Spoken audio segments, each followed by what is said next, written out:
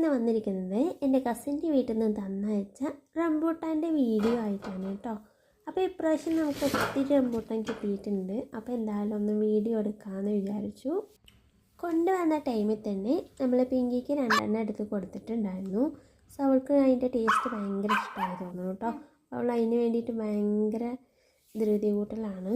അവൾക്ക് വെയിറ്റ് ചെയ്യാനൊന്നും വയ്യാണ്ട് പിന്നെ ഞാൻ എങ്ങനെയൊക്കെ അവളെ പിടിച്ചിരുത്തി അവളോട് പറഞ്ഞു ഇത് ഫോട്ടോ ഒക്കെ എടുത്ത് കഴിഞ്ഞിട്ട് തരുള്ളൂ എന്ന്.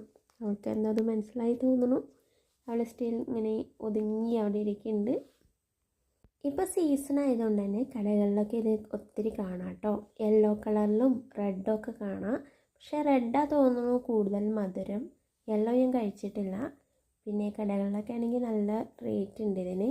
ഏകദേശം ഈ ലിച്ചി ലോഗനൊക്കെ ഇതിൻ്റെ സെയിം ഐറ്റമാണെന്ന് തോന്നുന്നു. പിന്നെ ഇതിനെ പുലാസ് എന്നൊക്കെ അറിയപ്പെടും. മൃദുലമായ മുള്ളോട് കൂടിയ തോടാണ് ഈ പഴത്തിനുള്ളത്. ഈ പഴത്തിനകത്ത് ഇതുപോലെ ബദാം പോലുള്ളൊരു നട്ട്സ് കാണാം. അത് നമുക്ക് കഴിക്കാൻ പറ്റും.